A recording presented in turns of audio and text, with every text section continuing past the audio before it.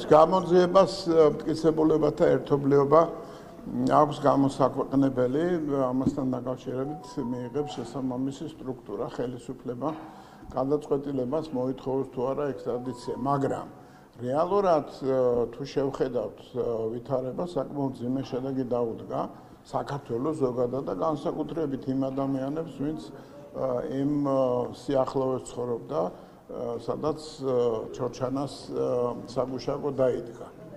მაგრამ საოცრება თვითონ ის არის, რომ ამ ნაბიჯზე არავისთან შეთანხმება არ ქონია. ანუ ჩდება არგუმენტირებული ეჭვი იმასთან დაკავშირებით, რომ ის განზრახ იქნა ჩადენილი, იმისათვის, რომ შეტაკება მომხდარიყო ან რუსეთის ფედერაციას უფრო მკაცრი და უფრო ხისტი ზომები მიიღო საქართველოს მიმართ, რაც გამოიწვევდა შემდეგ პროცესების განვითარებას.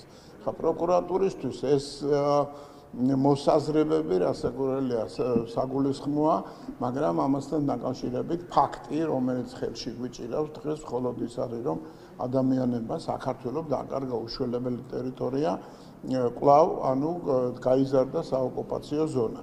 ეს ერთი თემა და მეორე კიდე რაც შეეხება ამ 20 ივნისის თემას. გარდა იმისა, რომ სტრასბურგმა მოითხოვა გამოძიება იმ გადაცდომების, რაც პოლიციამ ჩაიდინა, ისიც გასათვალისწინებელია, თავად პოლიცია რა მდგომარეობაში ჩააყენა ხელმძღვანელობამ ამ შემთხვევაში თვითონ გახარია, რომ რამოდენიმე საათის განმავლობაში იდგნენ ამ გააფთრებული შტორმის წინააღმდეგ არინძრეოდნენ, შეურაცხყოფას აყენებდნენ, გაიტაცეს, წაართვეს რამოდენიმე მათგანს ის ეკიპირება, დაამცირეს და ამის შემდეგ მოხდა გარკვეული პროცესების განვითარება, რაც რისი გამოძიებას მოითხოვა სტრასბურგმა. აი ამ შეფასებების ერთობლიობა უნდა იყოს გამყარებული ფაქტებით და რასაკვირველია, ამ შემთხვევაში შესაძლოა მოითხოვონ კიდევაც შესაბამისმა სტრუქტურებმა ექსტრადირება. კი, და იმ შემთხვევაში თუ კი ექსტრადირება იქნება მოთხოვნილი ქართული მხარის მხრიდან ბატონო გიორგი გაქვთ მოლოდინი, რომ შესაძლებელია დააკმაყოფილონ ეს მოთხოვნა და რომელიმე ევროპულმა ქვეყანამ გიორგი გახარია გადმოსცეს საქართველოს? იცით რა, ჩვენ ყველა შემთხვევაში უნდა ვიმოქმედოთ სწორად. სამართლებრივად გამართული მოთხოვნა უნდა იყოს და უნდა იყოს პოლიტიკურად გამართული პოზიცია, რომელსაც გამოხატავს ხელისუფლება.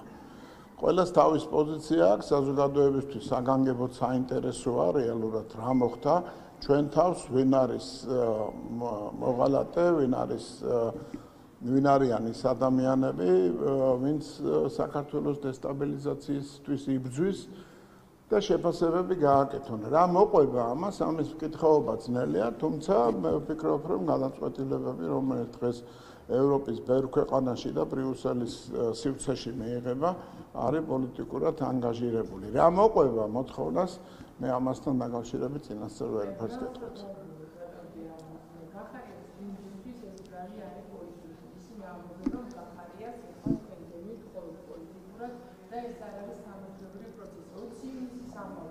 ხო. იყო სტუმრია მანძაიძის სახელმწიფო, არანაირ გადაწყვეტილებას არ ჰქონდა. იგი ჩორჩანას შემთხვევაში ამბობდა, რომ თუ როდესმე საქართველოს საკუთარი ტერიტორიები დაიცვა და თან უსიცლოდ, ეს იყო სწორედ ჩორჩანას ეპიზოდი. ახლა საუბრობენ, რომ თქვენ პოლიტიკურად უსწორდებთ მას. იცით, შედეგის მიხედვით თუ ვიმსჯელებ, საქართველოს მძიმე დღეები დაუდგა. შესაძლოა საქართველოს პოლიცია იქნა ისეთ მდგომარეობაში ჩაყენებული, რომელიც აბსოლუტურად არ იყო განპირობებული რამე ობიექტური წინაპირობით და მიზეზით. არ შეიძლება, რომ პოლიცია საათების განმავლობაში ამყოფო ისეთ მდგომარეობაში, როგორც იმ დღეს მოუწია. რეალურად შემდეგ რაც მოხდა, მე ვარ მიმაჩნია, რომ შეცდომა იყო, ყველაფერს ეთყობა განზრახ წინასწარ დაგეგმილი ქმედება, რომელსაც უნდა მოყოლოდა ან ამ პოლიციის კორდონის გარღვევა და პოლიციის საერთოდ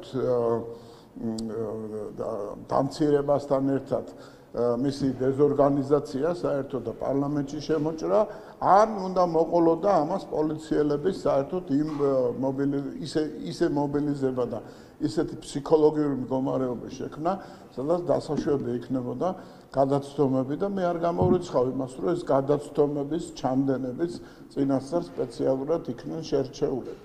რასაკვირველია, აქ თავარი შეკითხვა სხვა არის. რაში ჭირდებოდა, რატომ გააკეთა, მაგრამ თუ კი ყველაფერს ერთობლივად, მე მაგალითად პანკისაც მივაქცევდი ყურადღებას პანკის სისტემას.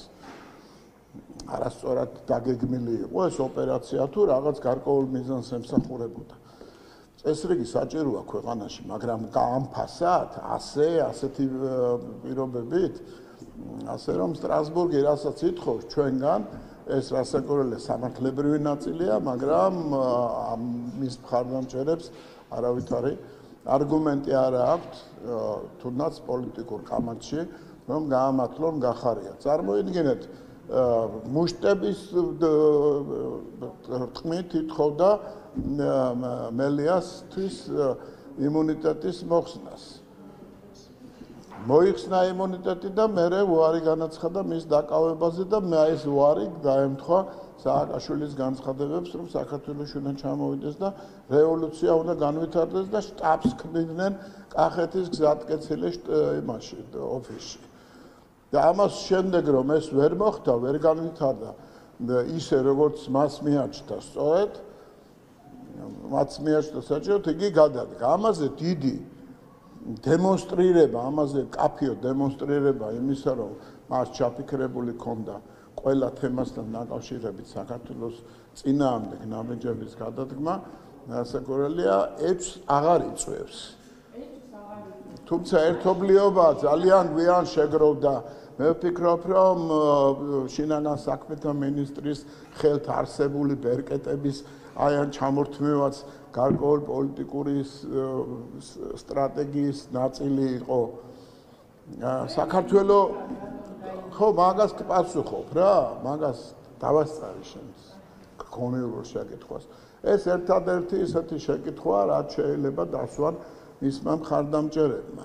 რომ რატომ და ამასთან დაკავშირებით ქონდა პრემიერ-მინისტრის განმარტებები გაკეთებული პარლამენტის თავმჯდომარეს რეალურად ის რესურსი საქართველოს რომ პასუხი მოეთხოვა შესაბამისად ყველასათვის მათ შორის აი ამ შინაგან საქმეთა სამინისტროში საკმაოდ ესეთი კმედითი ბერკეტების მქონე ადამიანისათვის რთული იყო ჩამოშორება იყო საჭირო, მაგრამ ამ ჩამოშორების პირობებში კიდევ მისი კადრების სისტემა, რომელსაც იგი ქმნიდა, რასაკვირველია, შესაძლოა საფრთხის შემცველი გამხდარიყო სახელმწიფოსთვის. ეს ჩემი პირადი პოზიციაა, თუმცა მთლიანობაში ვეთანხმები პრემიერ-მინისტრის მოსაზრებას მის მიერ გაკეთებულ განმარტებას, რომ საქართველოს დამოუკიდებლობის ის ხარისხი არ ქონდა ჯერ კიდევ, რომელიც საშუალებას მიცემდა უარი ეთქვა იმ მითითებაზე, რომელიც გარედან შემოვიდა. მეტი დეტალებში არც ის დაწვრილმანებულა პრემიერ-მინისტრი და რასაკვირველია მეც არ ვაპირებ, რომ მეტი დეტალები ამ თემასთან დაკავშირებით წარმოადგინო.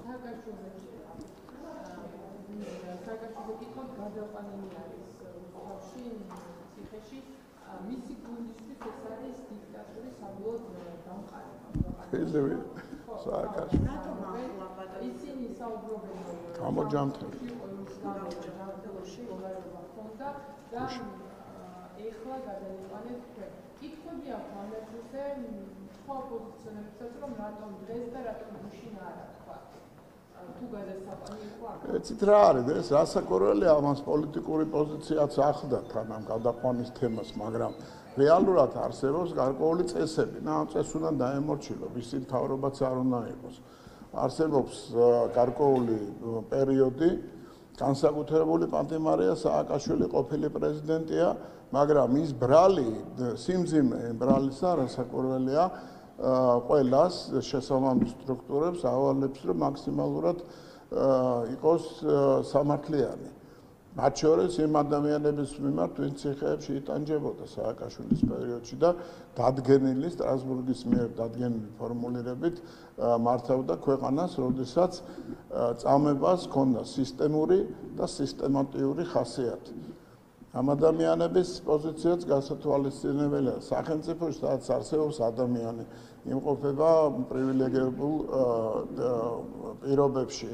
ყოველ დღე თუ არა, ორ დღეში ერთხელ მაინც აკეთებს განცხადებებს, მოწოდებებს რევოლუციისაგან და საკმაო რესურსი გააჩნია იმისათვის, რათა მისდაირად დესტრუქციული ადამიანები წინ წამოწიოს, ხელში აიღოს ეს რევოლუციის სადავეები და ამაზე მუდმივად ილაპარაკოს. ეს რასაკვირველია. პოლიტიკურადაც დამაზიანებელია, სერიოზული ზიანის მომტანია და სამართლებრივად არის დასჯადი. სამართლებრივად დასჯადი ადამიანი, ვისაც ჩადენილია მძიმე დანაშაულებები და ამ დროს არის ჯანმრთელი, არ უნდა იწვეს ავადმყოფოში. ეს არის ელემენტარული ფორმულირება, რომელიც შესაბამისმა სტრუქტურამ განახორციელა. გუშინა გოიხით რა არის? სააკაშვილს არაფერი არ ჭირს და ვიტყუებოდით ჩვენ რომ თითქოს სააკაშვილი კვდებოდა და ასე შემდეგ და ამ 2 წლის განმავლობაში რატო არ გადაიყვანეთ? რატო მაინც და მაინც ახლა? გარდა ამისა, მას ბოლო 1 ან 2 კვირის განმავლობაში არანაირი ჯანმრთელობასთან დაკავშირებული პროცედურა არ ჩატარებია, რომ შეესწავლოთ, რომ ახლა უკვე კარგად არის და გადავიყვანთ. ეგეთი პროცედურა ბიომეთში არ მომხდარა და 2 წელია იძახით კარგად არისო და რატო არ გადაიყვანეთ აქამდე? ახლა რატო გადაიყვანეთ ბატონო გიორგი? არის შეკითხვა ამ რომ რატომ ახლა ხომ არ არის ეს დაკავშირებული იმასთან რომ სააკაშვილი განსაკუთრებით გააქტიურდა და გამოვარდა პოლიტიკური ბრძოლის წინახაზზე რევოლუციური მოწოდებები კანონის დარღვევა ამასთან დაკავშირებით მობილიზება ნაცმოძრაობის აი ამ ნარჩენებისა რომელიც აგრესიით და ექსტრემიზმით გამოირჩევა ეს ხომ არ განაპირობებს მის მიმართ გადაწყვეტილების მიღებას რომ გადახედე სიტუაციას რასაკვირველია ერთობლიობაა ვთქვათ მაგრამ ეს პოლიტიკური გადაწყვეტილება არ არის, ხო? ეს გასაგებია, პოლიტიკურად ასე ვაფასებთ, მაგრამ ამის იქით დევს კონკრეტული ბრალდება.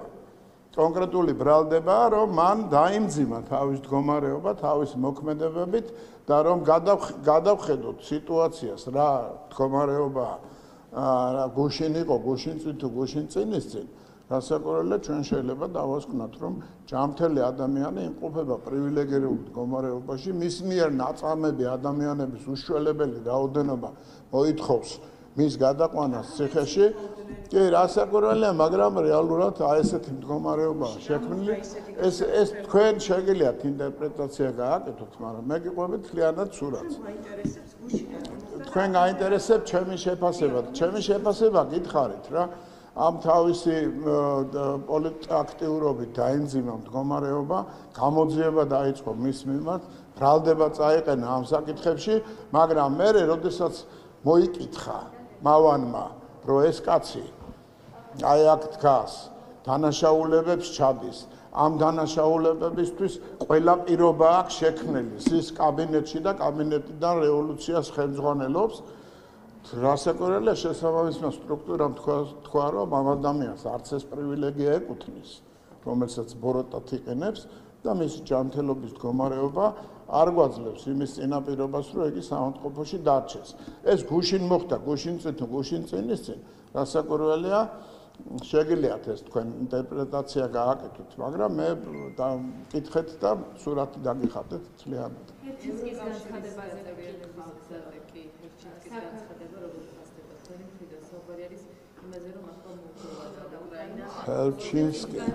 ბატონო ეს განცხადება კეთდება მაშინ, როდესაც უკრაინაში არის კორუფციული სკანდალი ზელენსკის გარემოსთან დაკავშირებით, ქვეყანა არის ომში, ეკონომიკური მდგომარეობა არის განადგურებული, მოლდოვა საერთოდ DST-ს წევრია, როგორ ხასდება ამ ფონზე ეს განცხადება, რომელიც ამჯერად შერჩის კი გააკეთა, თუმცა გვესმის ევროპელი ბიუროკრატია. არა, იცით რა არის, შეიძლება საქართველოს მიმართ ჰქონდეს პრეტენზიები, ეს ერთი საკითხია. აბსოლუტურად უსაფუძვლო პრეტენზიები. მაგრამ როდესაც ამბობ რომ უკრაინა და მოლდოვა არის თითის საჩვენებელი და სამაგალითო საქართველოსათვის აქ უკვე უნდა ვიგულისხმოთ რომ კონკრეტულ ამოცანას ემსახურება ეს განცხადება და სხვა ყველაფერს თავი რო დავანებოთ, ეს არის საზოგადოების გარკვეული ნაწილების ერთმანეთთან დაპირისპირების მორიგი მცდელობა. კიდევ სხვა ბევრი მზაკრული იდეაა მაშინ ჩადებული. მაგრამ ფაქტია, რომ 1,200,000 ადამიანს უნდა კონდეს განცდა, რომ ისინი არიან ადამიანები, ვისი აზრიც გათვალისწინებული არ არის, გაღიზიანება გამოიწვიონ ამ ადამიანებში, მე ხედავთ იმისა, რომ უმეტესობა ევროინტეგრაციას უჭერს ხარს და სტიმული მისცენ მათ, ვინც ექსტრემიზმს ქადაგებს და ახორციელებს თბილისის ქუჩებში. ამას ემსახურება ეს განცხადება და ზოგადად არა მარტო ეს განცხადება, არამედ ყველა ქმედება მიმართულია იმისაკენ, რომ საქართველოში დაპირისპირება საზოგადოების გარკვეულ ნაწილებს შორის იყოს, გაგრძელდეს, ექსტრემიზმი იყოს შენარჩუნებული და საქართველოში საბოლოოდ მოხდეს ის, რასაც ქვია მარიონეტული ხელისუფლების მოყვანა. ასე რომ ამ განცხადებასაც თავის უსამართლობით, თავის ამ აშკარა უსამართლობით, რაც კარგად უწყის ჰერჩინსკიმსაც და სხვებსაც, ვინც ამ ინსტრუქციას აძლევს, თავისი მიზანი, თავისი ამოცანა აქვს. ზუსტად იციან, რომ რა მდგომარეობაა მოლდოვაში. წალეკილია მოლდოვა და უკრაინა კორუფციით და არავინ არ ცდილობს მის გამომჟღავნებას თუ არა გარედან შექმნილი ამერიკელების მიერ შექმნილი შესაბამისი სტრუქტურები. მოლდოვას მაქამდეც ვერ მიწვდნენ ჯერ. ასე რომ ჩვენ თუ უკრაინას ხარს უჭერთ პოლიტიკურად, ეს იმას არ ნიშნავს, რომ ასატანია ის ანტიქართული, გააფთრებული ანტიქართული პროპაგანდა, ქართულად მოძულე პროპაგანდა, ზუსტად რო ვთქვათ, უკრაინაში და მოლდოვაში და შესაბამისად დაპირისპირებასაც გასაკვირველია გარკვეული თავისი მიზანი გააჩნია. არა მარტო საქართველოში შიგნით, არამედ საქართველოს, მოლდოვას და უკრაინას შორის ესეთი დაპირისპირების განვითარების გეგმაც კონკრეტულ მიზანს ემსახურება. მრავალმხრივია ეს მიზანი, ეს განცხადება არის ერთ-ერთი და არა ერთადერთი დემონსტრირება აი ამ ზრახვებისა, რაც ბრიუსელის ადმინისტრაციაში არის ჩამოყალიბებული.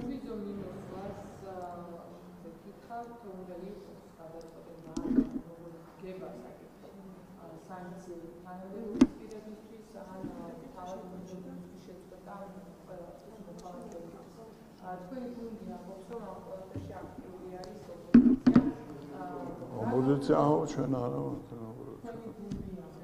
არა, ჩვენ ესე ვართ, ისინი ამბობენ არა ვართ. ჩვენ დავდივარ და ვიხვეწებით. არა, ეცით რა ხო, ვიცი, მოვიდა სიგნალი. არა, რასაკვირველია ის მექანიზმი, რაც დღემდე იქნა ჩვენს მიმართ გამოყენებული, არ გამოდგა საკმარისი იმისათვის, რათა შეირყეს საზოგადოების დიდი ნაწილის პოზიცია. არ თვლიან საქართველოში მოსახლეობას იმ დონეზე განვითარებულად, რომ შეაფასონ სად არის რეალური საფრთხე, სად არის სიცრუე და სად არის სიმართლე. რასაკვირველია, ამიტომ უნდა დაისაჯოს მთელი ქართველი საზოგადოება ნებისმიერი და მით უმეტეს ისინი, ვინც მხარს უჭერენ ქართულ ოცნებას და გაღიზიანდნენ იმდენად, რომ გამოვიდნენ ქუჩაში და შეუერთდნენ იმ ექსტრემისტულ პროცესებს, რომელსაც ცდილობენ, რომ შეინარჩუნონ და განავითარონ გარკვეული სტრუქტურები გარედან. მაგრამ რეალურად ეს ასე არ ხდება. აქედან გამომდინარე,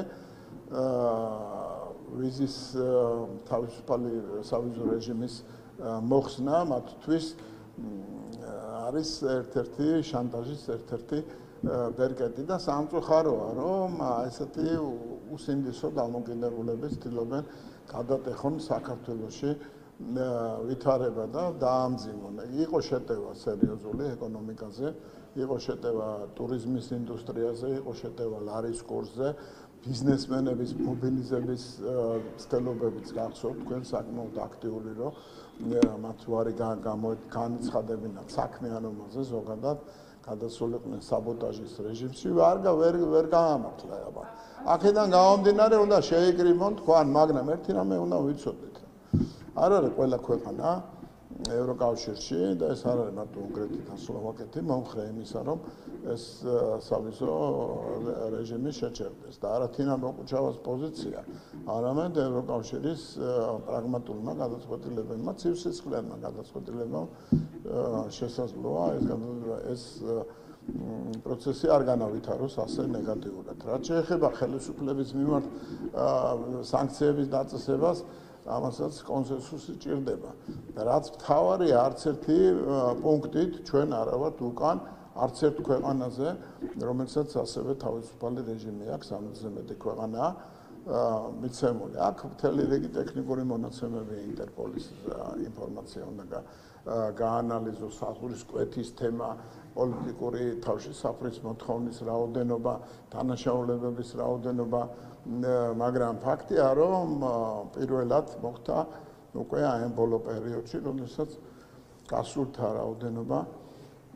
რაოდენობას აჭარბებს შემოსულთა რაოდენობა. ასე რომ ქართველები როგორ პოლიტიკურ პოზიციაზეც არ უნდა იდგნენ, ხატიასკენ იქნებიან თუ ჩემსკენ, არ არღვევენ, ზოგადად არ არღვევენ, იშვიათად ნაკლებად არ არღვევენ, ვინდრე სხვა ქვეყნების მოსახლეობა.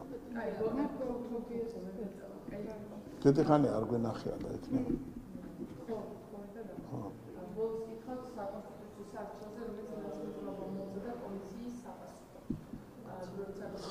ხო, ამარა არ უნდა ქნა.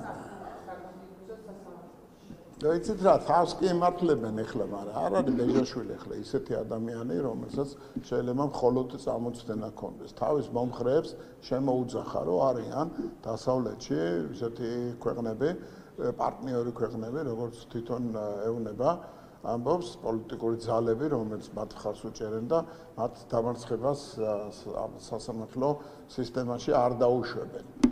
ეს იყო მოწოდება, ეს იყო განცხადება, რაც ბეჟაშვილმა გააკეთა. წამოწდენა არ იყო ეს მხოლოდ. შეიძლება გარკვეულწილად უფრო მეტი თქვა, რასაც შემდეგ ბარამიძემ ეცადა რომ დაებალანსებინა, მაგრამ რეალურად ეს იყო მოწოდება, რომ ჩვენ მარტო არა ვართ, ჩვენ გვყავს მხარდამჭერები საზღვარგარეთ და სწორედ მათი დახმარებით ჩვენ გავემარჯვებთ აქ თუ არა სტრასბურგში მაინც. ეს იყო განცხადება. რაც შეეხება სამართლებრივ დავას, ნორმალურია, შეიძლება ეს პოზიტიურიც იყოს, საერთოდ ყველაფერი უნდა სამართლებრივმა დავამ გადაწყვეტოს.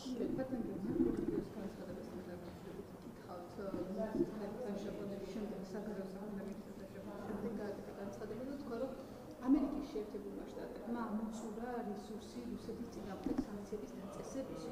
ევროპა პასიურობსო, რადგან მაგალითად კაცრინაბჯების გადადგომა შეიძლება. ამათ პრობლემას როგორ შეაფასებთ? რეალურად ეხლა არა კაცრავთ.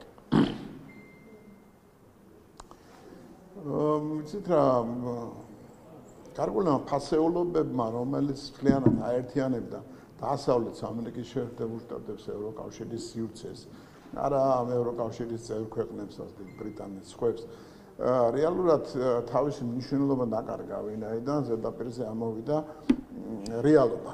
რეალობა სინამდვილე, რაც დღეს სოფლიოში მიმდინარეობს და ეს ახალმა ადმინისტრაციამ განაპირობა ამერიკის შეერთებულ შტატების სიმართლის საუბარი, სად არის დაპირისპირება, სად არის საწინააღმდეგო პოზიციები, ეს განაპირობა ამერიკის შეერთებულ შტატების ახალმა ადმინისტრაციამ. ამ დავაშიც ისინი მართლები არიან ფაქტიურად ევროკავშირის გარკვეულმა ქვეყნებმა გაზარდეს კიდეც ენერგორესურსების შესყიდვა. და არა იმიტომ, რომ რუსეთის ფედერაციის ხარდამჭერები არიან, არამედ იმიტომ, რომ წინააღმდეგ შემთხვევაში მათი ეკონომიკა ჩამოიშლება. და ამ რეალობას შეახედა ამერიკის შეერთებულმა შტატებმა.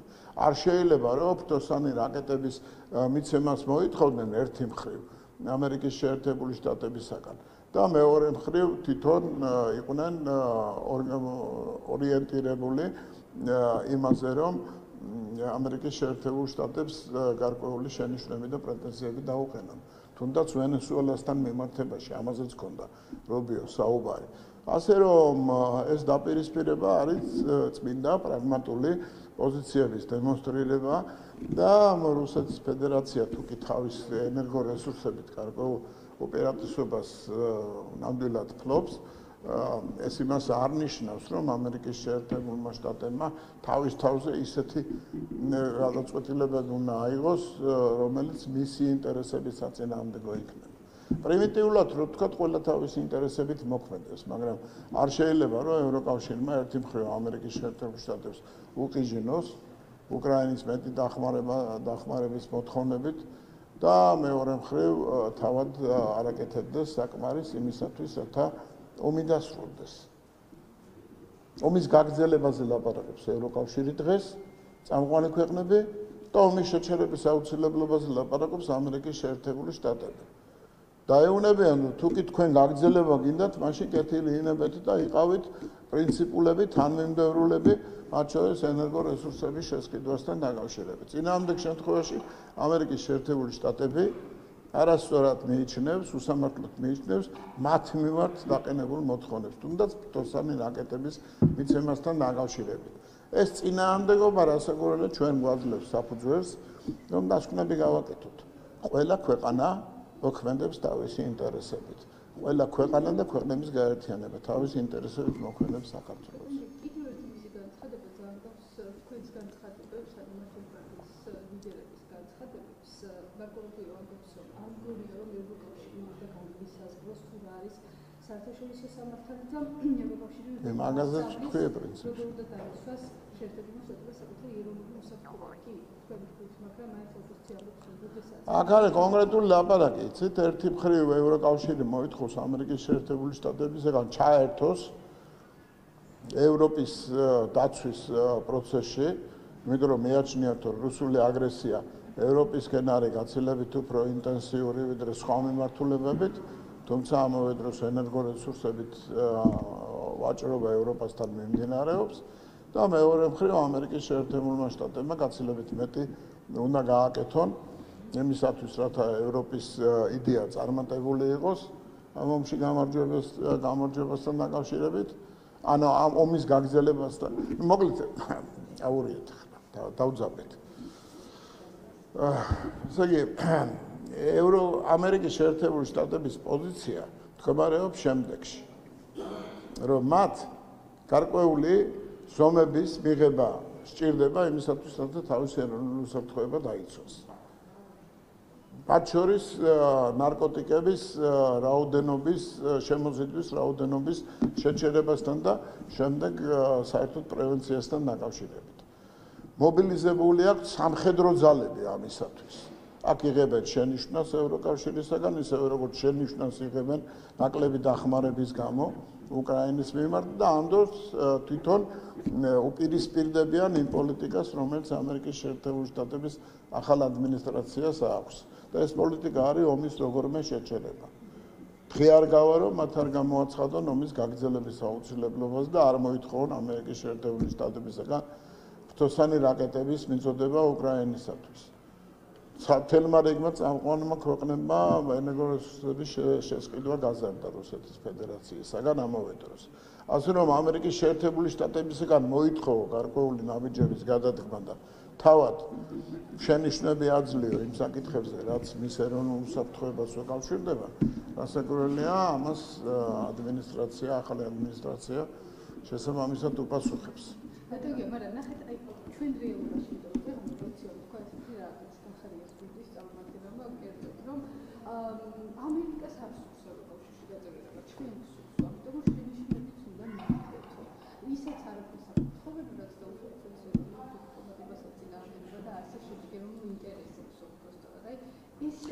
არა, იცით რა, უბრალოდ ხოლმე ერთი რამე უნდა ვიცოდეთ, რომ ევროკავშირისათვის აბსოლუტურად ნათელია სურათი, რომ საქართველო წინ უსწრებს თავის მონაცემებით ევროკავშირის ბევრ ქვეყანას და ბევრ პრინციპული მონაცემებით უსწრებს წინ.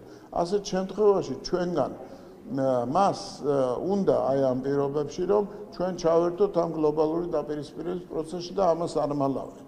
ეს არანაირად არ ნიშნავს იმას, რომ მათ გაწევრიანება უნდათ საქართველოსი ევროკავშირში. ჩვენ ვამბობთ, რომ 2030 წლისთვის ყველა კანდიდატ ქვეყანაზე წინ ვიქნებით ყველა მონაცემით უკვე წინა ვართ. მათ შორის ეკონომიკური ფაქტორითაც. ჩვენ ამას ვამბობთ. გვეუბნებიან, რომ ეს არაფერს არ ნიშნავს, თქვენი წინ წასვლა მოწინავე პოზიციების დაკავება არაფერს არ ნიშნავს, თუ არ ჩაერთვებით იმ პროცესებში, რასაც ქვია ევროპისგან აი ამ რუსული საფრთხის არიდება. გახარიამ რაც არ უნდა ელაპარაკოს რეალურად ჩვენ ინტერესებს არ წარმოადგენს აი ამ მოთხოვნაზე დაყოლა, ვინაიდან ეს ქვეყანას დაანგრევს. მათ რამოდენიმე დღით ან შეიძლება თვით ჭირდებათ მარიონეტული ხელისუფლება, რომ თავისი იდეები განახორციელონ.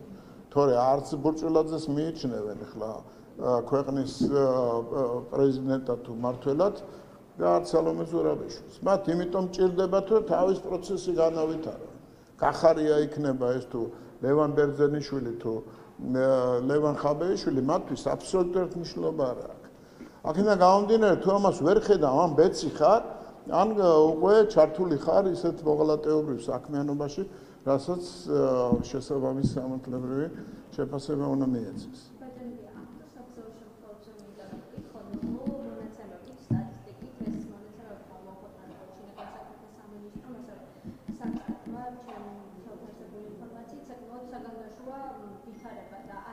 მიმართულებით ექსპერტები ახლა აცხადებენ, რომ კანონმდებლობა უნდა შეიცვალოს და ახლა პარლამენტის მხრიდან უნდა გადაიდგეს ხმედითი ნაბიჯები. ვინ ამბობენ ექსპერტები? რამდენიმე ექსპერტი ამბობს ამას, რომ უნდა გადაიდგეს ნაბიჯი კანონის მიმართულებით. თქვენ როგორ უყურებთ ამ საკითხს და ხომ არ იგეგმება საქართველოს პარლამენტში, რომ იმსჯელოთ ამ საკითხზე მდგომარეობს?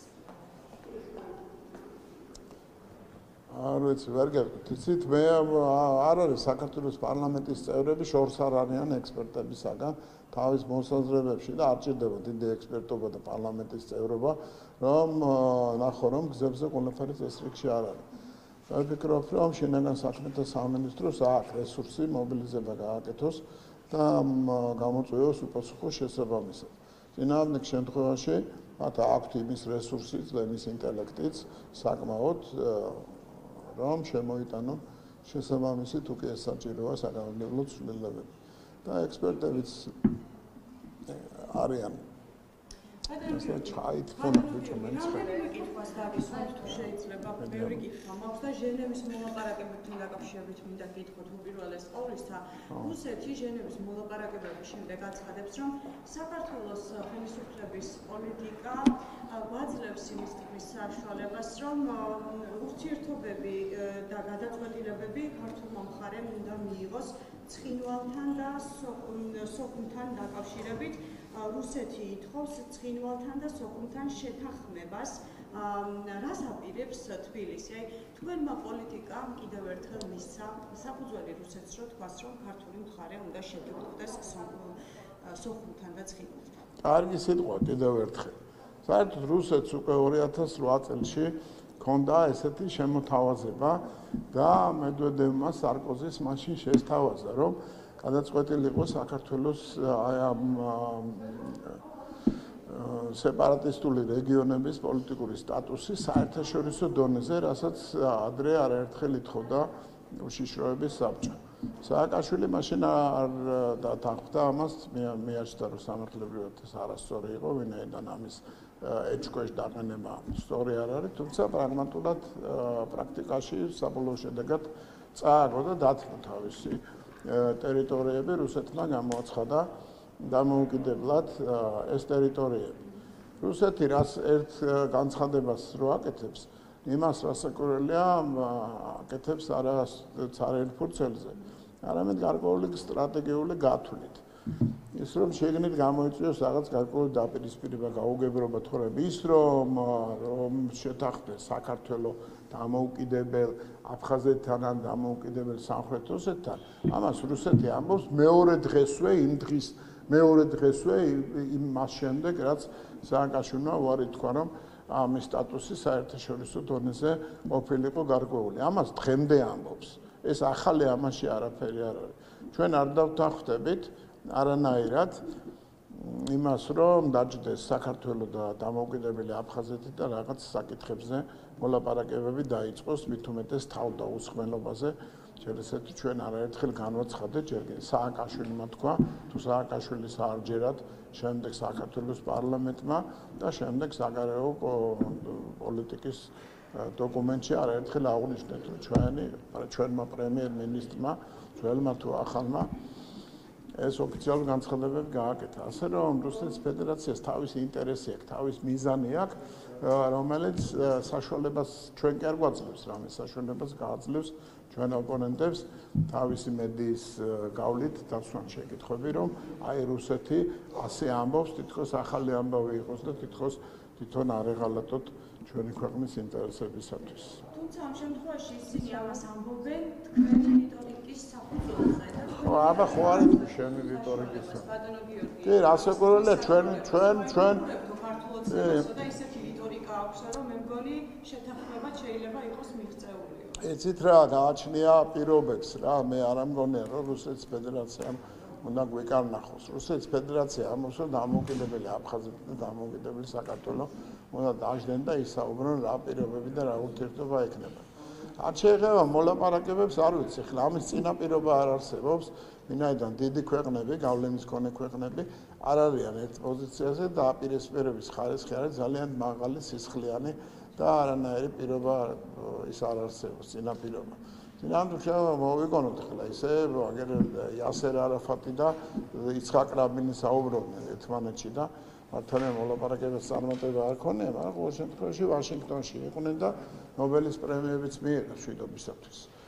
ასე რომ თუ კი ვითარებას დავაკვირდებით, ნოიმჟელებს ზედაპირულად სიღრმეში ჩავეხედოთ, საქართველოს იმოქმედებს ისე, როგორც ჩვენ ინტერესებს შეესაბამება. და არა ისე როგორც კარნახობენ თუნდაც საოკუპაციო ძალების წარმომადგენლები. ამაზე ვიკითხავ, რუსეთის ფედერაციამ ჟენევის მოლაპარაკებების ფორმატი დატოვა. ეს მოწყობილი არის სამხრეთი და არის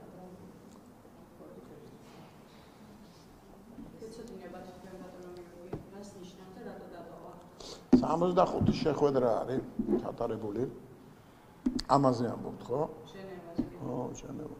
65 შეხვედრა ჩატარებული, რუსეთმა მიაღწია თავის გეგმას, მე არ ვიცი ახლა როგორ მოხდება ეს დაბრუნდება ამ ფორმატში არ დაბრუნდება, ყოველ შემთხვევაში მან მისცა საშუალება სეპარატისტული რეჟიმის წარმომადგენლებს, რომ ყოფილიყვნენ ამ ფორმატში, მე ვფიქრობ, რომ თავიდანვე სააკაშვილმა დიდი შეცდომა, არა შეცდომა, არამედ განზრახ შეცდომა დაუშვა, რომ გაერო გაიყვანა გალიდან ეს 2009 წლის ივლისში მოხდა და თვითონ ჩანაცვლებლად ამისი ევროკავშირი და ჟენევის ფორმატის წარმოადგენა, მაშინ როცა საშუალება ჰქონდა უშიშროების საბჭოში გაგვიძლებინა ამ თემაზე საუბარი. ამან ყველაფერი მერხა შედეგი გამოიღო. გასაკვირველია ეს არ არის მხოლოდ საქართველოს საკითხი, ეს არის გლობალური დაპირისპირების ერთი პატარა სეგმენტი, სადაც რუსეთი კვლავ დაუპირისპირდა ჩვენს ინტერესებს, დასავლეთის ინტერესებს და განაგრძობს ტერიტორიების ოკუპაციას.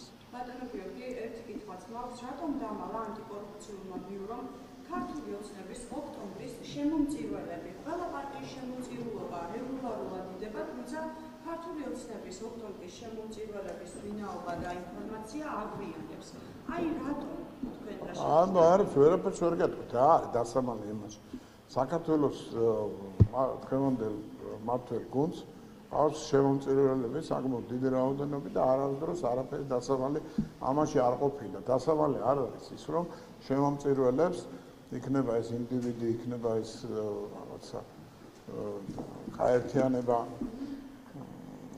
ინტერესი აქვს საქართველოში იყოს მშვიდობა და სტაბილურობა და განვითარების ტენდენციები შენარჩუნდეს. რასაკვირველია ამასთან დაკავშირებით დასამალი არავის არ აქვს პირიქით.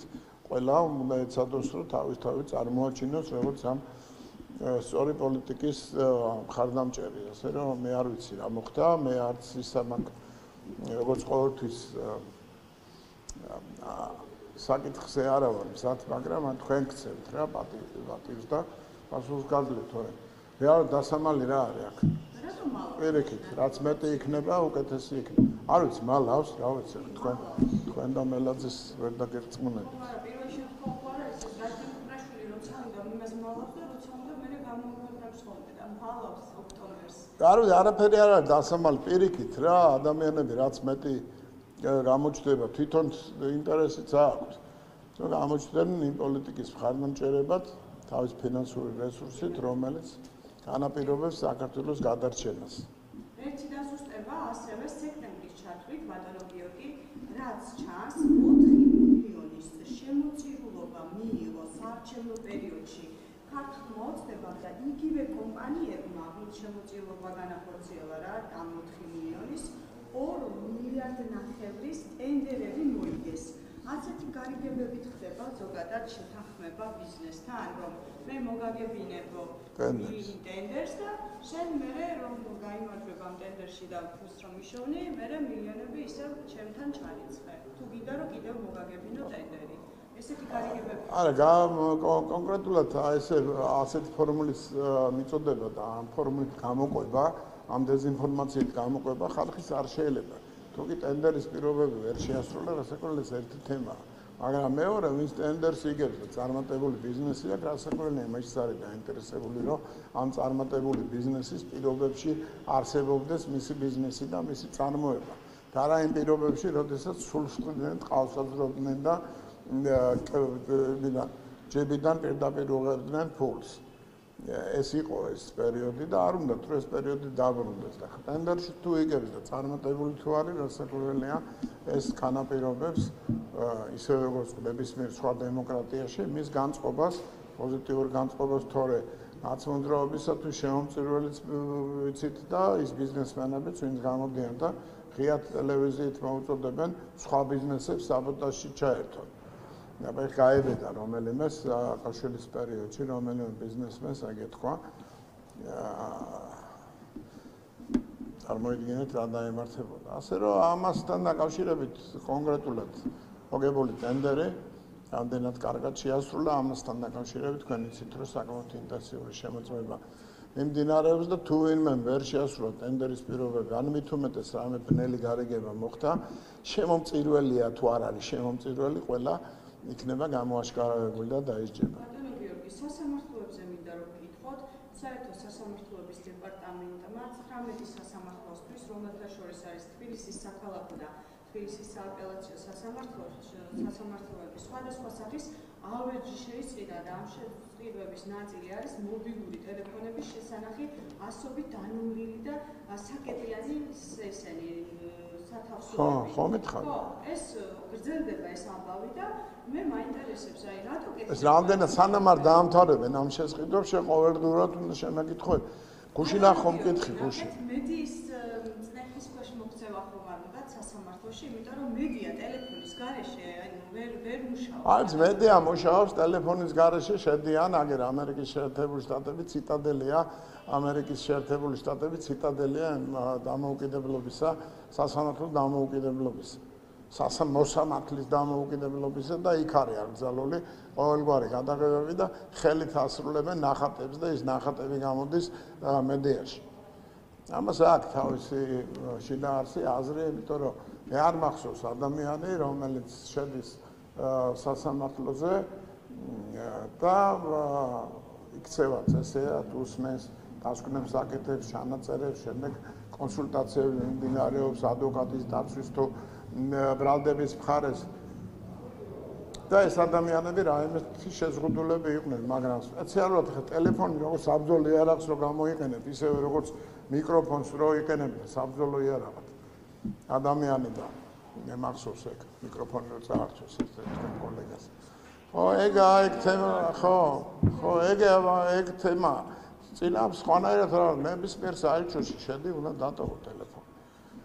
მიესალმებით ანუ ამ გადაწყვეტილებას. რასაკვირველია მე ვესალმები რა, იმიტომ რომ სამწუხაროა, მაგრამ ფაქტია რომ ეს ტელეფონები ხშირ შემთხვევაში კონკრეტული ადამიანების ხელში რაღაც იარაღად არის გადაქცეული, რომლითაც არა ჟურნალისტები რა, ჟურნალისტები საქმიანობა ვერ ხდება ბატონო გიორგი, ხა აქ რომ ტელეფონით არ ვიყო მე თქვენთან ერთად. ხო.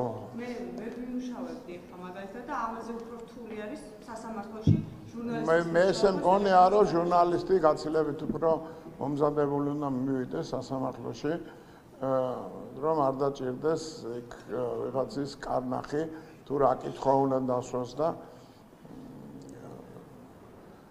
არასოდეს წარმოდგენა გაქვთ სასამართლოში ტელეფონის მნიშვნელობასთან არა, მე გასაგებია, მაგრამ არ მგონია, რომ ჟურნალისტებს აკლიათ ინტელექტიან გამოცდილება, რომ სწორი შეკითხვები დასვან.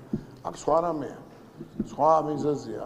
ნახოთ რა როგორ იქნება, მე არ ვიცი. კარადებს კი ყიდულობენ, მაგრამ ვისთვის იქნება აკრძალული, ვისთვის იქნება დაშვებული, ამასთან დაკავშირებით მე ინფორმაცია არ მაქვს. ასე რომ დაველოდოთ რა, ვისთან აკრძალა, კარადა უნდა იყოს, ყველას არ უნდა გქონდეს შესაძლებლობა, რომ შევიდეს და ეს ტელეფონი აქნიოს, გამოიყენოს ტელეფონის შესაძლებლობები მისათვისაც სასამართლოს ხელი შეუშალოს. მაგრამ ჟურნალისტებისთვის მე არ ვიცი, თქვენ ავეჯის შესყიდვის თემა. მე თეორიულად გეკამათებით თორე, სულ არ ვიცი, არც იმ კარადების შესყიდვა, არც საბოლოო გადაწყვეტილება რაც მიიღებენ. სასამართლოა დამოუკიდებელი სტრუქტურა თვითონ მიიღებს. თქვენ მე აკრიტიკეთ, ან შეაქეთ. მე მაგალითად მგონია, არა, აზრი რა როგორ არა აქვს აზრი. შემოიტანეთ კანონ პროექტი და დაუშვით. არის ხო სტრუქტურაში და დაწერეთ რა. არ შემოდიან თქვენი მხარდამჭერები ქუჩაში დგანან ცეცხლს ანთებენ და იმას პიროტექნიკას ესვრიან პოლიციელებს. ის ვაგია დაждენ და კანონები დაწერონ და შემოიტანონ და განვიხილოთ. ამაზე ვემჯეროთ. ეხლა ხატიას კისერზე არ უნდა გადადიოდეს შესყიდვები, რამდენი კარადაა შესყიდული და რისთვის არის ეს კარადა. იქნება ტელეფონისთვის არ არის. იქნება იქ პარკი თუ გაქვს ხელში, იმის დასატოვებლად არის. თქვენ რა იცით? ვიცით, იმიტომ რომ მიუთითებს პატარების შენახვაზე. კიდე ერთი კითხვა მაქვს, ერთ დავასუსტებ უბრალოდ. ან კი ახსენეთ თქვენ გიორგი გახარიაზე საუბრის დროს, პირველი კითხვის დროს და მე მაინტერესებს ორი ბრალი უკვე წაუყენეს გიორგი გახარიას და ანკისითაც დავინტერესდებოდიო თქვენ შემთხვევით არ იტყოდით და შეიძლება გამოძიებაც დაინტერესდეს კიდე ერთი ბრალი დაემატოს? მე გულწრფელად გითხარით ის რასაც ვფიქრობ და ეს რამე მიზანს რო ემსახურებოდეს ეს ჩემი კომენტარი და განმარტება რასაკვირველია ამასთან დაკავშირებით სხვა ან კომენტარი მექნებოდა სხვანაირი ან სულან მექნებოდა კომენტარი მაგრამ ეთქობა შეცდომა დაუშვი რომ ეს ჩემი მოსაზრება გაგიზიარეთ რასაც მეტი აღარ გავაკეთე გამოძიებას ჩემზე მეტი ინფორმაცია აქვს და თუ საჭიროა დაინტერესდება მე გეუბნებით რომ საეჭვოა საერთოდ რა ის თვალწინ მიდგას იქ როგორ ჩხუბობდა რომ მე აქო პრემიერ-მინისტრი ვარ თუ ვინ რომ მოვითხოვო რომ მოუხსენით ამელიას იყო რა ეგ შეკითხვები იქნება ეხლა არღის იქნება რაღაცა არა როგორ მუშტები აბრახო რომ ეგო აპირებსო აქო ჩამონგრევასო და რევოლუციის პროცესს განვითარებასო და თქვენ კიდე აქ ლოიალობას ვიჩენთო ვიღაცეები მოუხსენით და შევდეთ გააკეთა ის რაც ეჭვებს ბადებს ჩვენთვის ეჭვებს ბადებს პანკისის ხეობაში პოლიციელების გალახვის ორგანიზება პოლიციელები დაამცირეს ფიზიკურად შეეხნენ ხარშეს პირადადაც ვკითხე რომ რა იყო თქო ეს პასუხი ვერ გამცა მე კიდე აჩემი მე საერთოდ კიდე არ ვიცი გამონძიების საკითხი არ არის მაგრამ ჟურნალისტი რო იყო დავინტერესდებოდი მართალია ის რომ არავიდან იყო შენობაში და გახარიას ანთლით გვეძებდა და ჩვენ და კურდღლებებით ვიყავით მიმალულები მართალია ეს რაში დაჭირდა ეს ტყვილი არ მესმის არ ვიცი მე საგამოძიებო დაუპასუხა მაგრამ ესეთი უნამუსო ტყვილი რომ შეგვხვდა ვილაპარაკეთ ერთად გადავადგილდებოდით ტერიტორიაზე აი ესეთი უნამუსო ტყუილის თქვა რაში დაჭირდა ესე იგი რაღაც მიზანი აქვს ხო ესე იგი რაღაც მიზანი აქვს და მე ყველაფერს ერთად რო დადებ უკვე ბოლო სერიაში აღმოჩნდება რომ ამდენი კითხვები რო გიორგი გახარიასთან დაეჭირო პრემიერად რატო დიპსტეიტის იმის რა ქვია დავალებებს ასრულებს ეს კაცი ხო საგამოძიებო კომისიის მიმდინარეობის დროს ქვეყნიდან როგორ გაუშვით გიორგი გახარია ჩოჩანაძე კითხვები ჰქონდათ, ოცივნისზე კითხვები ჰქონდათ და დიპსტეიტი ურეკავდა გიორგი გახარიას თუ გიორგი გახარიას გამორეკავდა და ამ დიპსტეიტის ქვეყანაში როგორ გაუშვით გიორგი გახარია? საზღვარზე რა ეცით რა გამოძიება მიმდინარეობდა ორივე თემაზე. არ ვიცი, შეიძლება ლეგიტიმური კითხვაც არის, მაგრამ რეალურად ეს ერთობლიობა აი ამ დასკვნებისა არ იყო საკმარისი იმისათვის, რაც შეგვეზღუდა მისი გადაადგილება. შეგვეზღუდა, მე რა შემეზღუდა. ამ თემაზე გვამჯერა. არსებობს რაღაც გარკვეული საკითხები.